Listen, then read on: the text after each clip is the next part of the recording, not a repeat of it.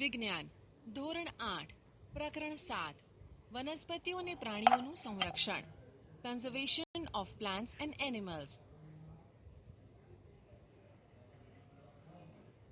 આપણે જોયું કે ધોરણ 7માં બુજો તેમજ પહેલીએ પ્રોફેસર અહેમદ તેમજ ટીબુ સાથે જંગલનું ભ્રમણ કર્યું હતું. તે પોતાના સહ અધ્યાયીઓ સાથે તેમના અનુભવો વહેંચવા બહુ ઉત્સુક હતા. વર્ગના બીજા વિદ્યાર્થીઓ પણ પોતપોતાના અનુભવ બતાવવા અત્યંત ઉત્સુક હતા, કારણ કે તેમાંથી કેટલાક ભરતપુર અભયારણ્ય ભ્રમણ કરવા ગયા હતા, કેટલાકે કાઝીરંગા રાષ્ટ્રીય ઉદ્યાન, લોકચાઉ વાઇલ્ડ લાઇફ અભયારણ્ય તથા ગ્રેટ નિકોબાર બાયોસ્ફિયર રિઝર્વ, વાઘ સંરક્ષિત વિસ્તાર વગેરે વિશે સાંભળ્યું હતું.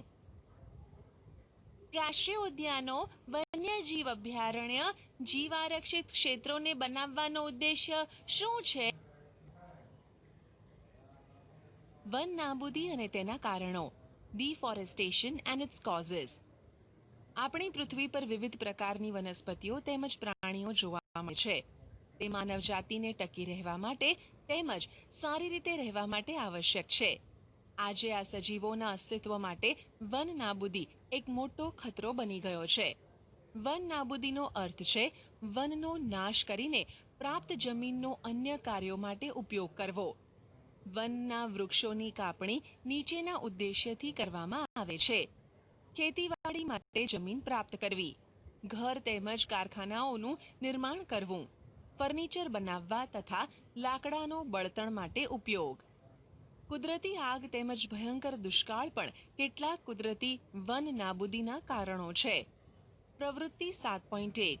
તમારી યાદીમાં વન નાબૂદીના અન્ય કારણોને નોંધો તથા તેને કુદરતી તેમજ માનવ સર્જિતમાં વર્ગીકૃત કરો. વન નાબૂદીના પરિણામો. Consequences of deforestation. પહેલી તેમજ બુજોએ વન નાબૂદીના કારણોના પરિણામોને યાદ કરવાનો પ્રયાસ કર્યો. તેમને યાદ છે કે વન નાબૂદીથી પૃથ્વી પર તાપમાન તેમજ પ્રદૂષણના સ્તરમાં વધારો થાય છે. તેનાથી વાતાવરણમાં કાર્બન ડાયોક્સાઇડના સ્તરમાં વધારો થાય છે. ભૂમિય જળનો ઘટાડો થાય છે. તેનાથી ખ્યાલ આવે છે કે વન નાબૂદીથી પ્રાકૃતિક સંતુલન પર પણ પ્રભાવ પડે છે. પ્રોફેસર અહેમદે તેમને બતાવ્યું કે જો વૃક્ષોની આ પ્રકારે કાપણી ચાલતી રહી તો વરસાદ તેમજ ભૂમિની ફળદ્રુપતામાં ઘટાડો થાય છે. તેનાથી વધુ પ્રમાણમાં પૂર તેમજ દુષ્કાળ જેવી કુદરતી આફતોની સંભાવના વધી જાય છે. વન નાબૂદીથી એક બાજુ વરસાદમાં ઘટાડો થાય છે તો બીજી બાજુ પૂર આવવું કઈ રીતે સંભવ છે? યાદ રાખો કે વનસ્પતિને પ્રકાશ સંશ્લેષણ માટે કાર્બન ડાયોક્સાઇડની જરૂર હોય છે. ઓછા વૃક્ષોનો અર્થ છે કે કાર્બન ડાયોક્સાઇડના ઉપયોગમાં ઘટાડો થવો, જેનાથી વાતાવરણમાં તેની માત્રા વધી જાય છે. કારણ કે કાર્બન ડાયોક્સાઇડ પૃથ્વી દ્વારા પરાવર્તિત ઉષ્મીય કિરણોને શોષી લે છે, એટલે તેની માત્રાના વધારાના પરિણામે ગ્લોબલ વોર્મિંગ થાય છે. પૃથ્વીના તાપમાનમાં વધારાથી જલચક્રનું સંતુલન બગડી જાય છે અને વરસાદમાં ઘટાડો થાય છે, જેના કારણે દુષ્કાળ એટલે કે ડ્રોટ્સ આવે છે. ભૂમિના ગુણધર્મોમાં પરિવર્તનનું મુખ્ય કારણ વન નાબૂદી છે. કોઈ પણ ક્ષેત્રમાં ભૂમિના ભૌતિક ગુણધર્મો પર વનસ્પતિ ઉછેર અને વૃક્ષોની અસર પડે છે. ધોરણ 7ને યાદ કરો કે વૃક્ષ કેવી રીતે જમીનના ધોવાણને અટકાવે છે. ભૂમિ પર વૃક્ષોની માત્રા ઘટવાના કારણે ભૂમિનું ધોવાણ વધે છે. ભૂમિનું ઉપરનું પડ કે સ્તર દૂર કરવાથી નીચેના સખત પથ્થરોમાં સ્તરો દેખાય છે, જેનાથી ભૂમિમાં સેન્દ્રિય પદાર્થો એટલે કે સડતા કાર્બનિક પદાર્થો હ્યુમસનો ઘટાડો થાય છે તથા તેની ફળદ્રુપતામાં પણ ઘટાડો થાય છે. ધીમે ધીમે ફળદ્રુપ ભૂમિ રણમાં ફેરવાઈ જાય છે, જેને રણ નિર્માણ એટલે કે ડેઝર્ટિફિકેશન કહે છે. વન નાબૂદીના કારણે ભૂમિની જળ સંગ્રહ ક્ષમતામાં પણ ઘટાડો થાય છે તથા ભૂમિની ઉપરના પડની મારફતે નીચેના સ્તરોમાં પાણી પ્રવેશવાની ક્રિયામાં અસર ઊભી થાય છે, જેના પરિણામ સ્વરૂપે પૂર આવે છે.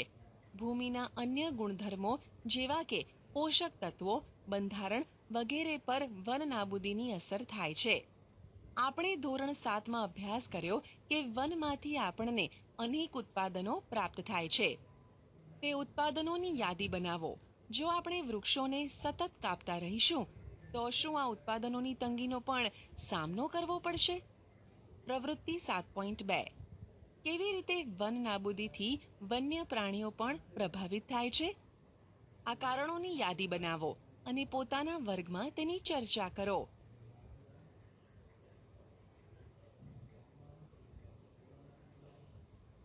વન તેમજ વન્ય જીવનનું સંરક્ષણ.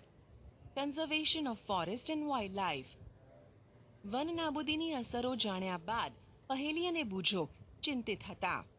તે પ્રોફેસર અહેમદ પાસે ગયા તથા તેઓએ પૂછ્યું કે વન તેમજ વન્ય પ્રાણીઓને કેવી રીતે બચાવી શકાય? જીવાવરણ પૃથ્વીનો એ ભાગ છે કે જેમાં સજીવો વસવાટ કરે છે અથવા જે જીવનને આધાર આપે છે. જૈવ વિવિધતાનો અર્થ છે કે પૃથ્વી પર જોવા મળતા વિભિન્ન સજીવો, તેઓની વચ્ચે આંતર સંબંધ અને તેઓનો પર્યાવરણ સાથેનો સંબંધ.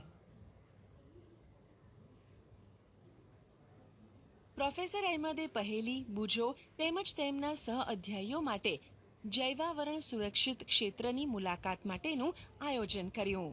તેના માટે તેઓએ પંચમઢી જૈવાવરણ સુરક્ષિત ક્ષેત્રની પસંદગી કરી. તે જાણતા હતા કે આ ક્ષેત્રની વનસ્પતિઓ અને પ્રાણીઓ ઉપરી હિમાલયની શૃંખલાઓ તેમજ નીચાણવાળા પશ્ચિમ ઘાટ વિસ્તારના પ્રાણીઓ અને વનસ્પતિઓને સમાન છે. પ્રોફેસર અહેમદને વિશ્વાસ હતો કે આ ક્ષેત્રની જૈવ વિવિધતા આગવી છે. તેઓએ વન કર્મચારી શ્રી માધવજીને જૈવાવરણ સંરક્ષિત ક્ષેત્રમાં વિદ્યાર્થીઓનું માર્ગનિર્દેશન કરવાનો અનુરોધ કર્યો. તેઓએ જણાવ્યું કે જૈવિક મહત્વ ધરાવતા ક્ષેત્રનો સંરક્ષણ એટલે કે બચાવ એ આપણી રાષ્ટ્રીય પરંપરાનો એક ભાગ છે. માધવજીએ વિદ્યાર્થીઓને સમજાવ્યું કે આપણા વ્યક્તિગત પ્રયત્નો તેમજ સમાજના પ્રયત્નોથી વિશેષ સરકારી સંસ્થાઓ પણ વન તેમજ વન્ય પ્રાણીઓના રક્ષણ માટે કાર્યરત છે. સરકાર તેઓની સુરક્ષા અને સંરક્ષણ હેતુ માટે નિયમ, પદ્ધતિઓ અને યોજનાઓ બનાવે છે. વન્ય પ્રાણી અભયારણ્ય, રાષ્ટ્રીય ઉદ્યાન, જૈવાવરણ સુરક્ષિત ક્ષેત્ર વગેરે વનસ્પતિઓ અને પ્રાણીઓ માટે સંરક્ષિત તેમજ સુરક્ષિત ક્ષેત્ર છે.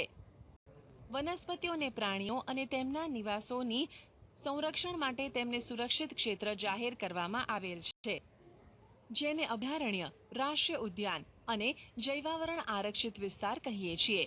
વૃક્ષારોપણ, ખેતી, ચરવું, વૃક્ષોની કાપણી, શિકાર, ચામડું પ્રાપ્ત કરવા માટે શિકાર વગેરે આ ક્ષેત્રોમાં પ્રતિબંધ હોય છે.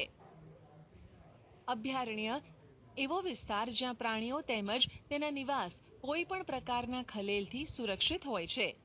રાષ્ટ્રીય ઉદ્યાન વન્ય પ્રાણીઓ માટે આરક્ષિત ક્ષેત્ર જ્યાં તે સ્વતંત્ર રૂપે નિવાસ તેમજ પ્રાકૃતિક સંસાધનોનો ઉપયોગ કરી શકે. જૈવાવરણ આરક્ષિત વિસ્તાર વન્ય સજીવો, વનસ્પતિઓ તેમજ પ્રાણીઓ અને તે વિસ્તારના આદિવાસીઓનો પારંપરિક રીતે જીવન પર્યાય હેતુ માટે વિશાળ સુરક્ષિત વિસ્તાર એટલે કે ક્ષેત્ર. પ્રવૃત્તિ 7.3. અમારા જિલ્લા, રાજ્ય તેમજ દેશના રાષ્ટ્રીય ઉદ્યાનો, વન્ય પ્રાણી અભયારણ્યો તેમજ જૈવાવરણ સુરક્ષિત પ્રદેશોની સંખ્યા શોધો તથા કોષ્ટક 7.1ની પૂર્તતા કરો. આ ક્ષેત્રો તમારા રાજ્ય તેમજ ભારતના રેખાચિત્રમાં દર્શાવો. કોષ્ટક 7.1 જૈવ આરક્ષણ વિસ્તાર વનસ્પતિ સૃષ્ટિ અને પ્રાણી સૃષ્ટિ ફ્લોરા એન્ડ ફાઉના. બાળકો ભ્રમણ કરતી વખતે જૈવાવરણ આરક્ષિત વિસ્તારની લીલોતરીની પ્રશંસા કરી. તેઓ ઊંચા ઊંચા સાગના વૃક્ષો તેમજ વન્ય પ્રાણીઓને જોઈને ખુશ થયા. પહેલીએ અચાનક એક સસલું જોયું અને તેને પકડવાનો પ્રયાસ કર્યો. તે તેની પાછળ દોડી. પ્રોફેસર અહેમદે તેને અટકાવીને સમજાવી કે પ્રાણીઓ પોતાના નિવાસસ્થાનમાં ખુશ રહે છે. આપણે તેને પરેશાન કરવા જોઈએ નહીં. માધવજીએ સમજાવ્યું કે કેટલાક પ્રાણીઓ તેમજ વનસ્પતિઓ કોઈ વિશિષ્ટ વિસ્તારમાં જોવા મળે છે. આવા વિશિષ્ટ વિસ્તારમાં જોવા મળતી વનસ્પતિઓને તે વિસ્તારની વનસ્પતિ સૃષ્ટિ એટલે કે ફ્લોરા અને પ્રાણીઓને પ્રાણી સૃષ્ટિ એટલે કે ફોના કહેવાય છે. સાલ, સાગ, આંબો, જાંબુ, હંસરાજ, અર્જુન વગેરે વનસ્પતિ સૃષ્ટિ છે તથા ચિંકારા, નીલગાય, બાર્કિંગ ડિયર, ભસતું હરણ, ચિત્તલ, દીપડો, જંગલી કૂતરો, વરુ વગેરે પંચમળી આરક્ષિત વિસ્તારની પ્રાણી સૃષ્ટિ છે.